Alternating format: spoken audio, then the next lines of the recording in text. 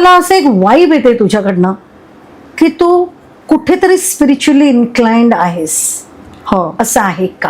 हो हो 100% आहे, अगदी 100% आहे. माझा देवावर पूर्ण विश्वास आहे वा. किंवा क्रिएटर ह्या शक्तीवर माझा विश्वास आहे आपण असं म्हणू. बिकॉज प्रत्येकाचं कसं आहे, धारणा वेगळी असते.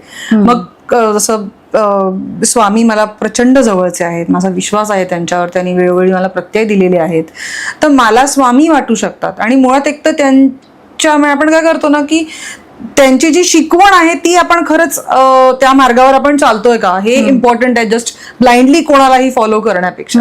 सो स्वामींचं जे वाक्य आहे की स्वतः कोण आहात ते ओळखा, स्वतःच्या क्षमतेची जाणीव स्वतःला तुम्हाला असली पाहिजे आणि त्यानुसार तुम्ही कर्म करा. हे किती खरं तर सोपं आहे, पण जितकं सोपं वाटतं तितकं नाहीये. अवलंबणं सोपं नाहीये. मला वाटतं आपण बाकी सगळ्या गोष्टी समजू शकतो, हे करू शकतो, बट सगळ्या गोष्टींचा अभ्यास करता येतो, पण स्वतःचा अभ्यास करणं जरा डिफिकल्ट आहे. की आपण खरंच स्वतःला संपूर्णपणे काय म्हणतो ऍक्सेप्ट केलेलं असतं का की आपण जसे आहोत तसे.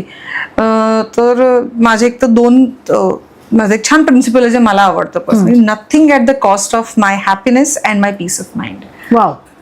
जे मला पर्सनली असं वाटतं की कारण असं मी उलटं म्हणेन की ह्या गोष्टी आपण म्हणतो ना की आपण काही गोष्टी सतत देत राहिलं पाहिजे किंवा आपण समाजाला देणं लागतो, आपण काही गोष्टी दिल्या पाहिजेत. पण मला असं वाटतं की जी गोष्ट माझ्याचकडे नाही आहे ते मी समोरच्याला कशी देणार?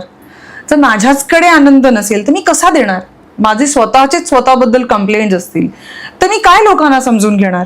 किंवा माझं एक पीस ऑफ माइंड जर माझ्याकडे नसेल तर का मी समोरच्याला रिलॅक्स फील करू शकेन असं मला वाटतं फार बऱ्याच वेळेला.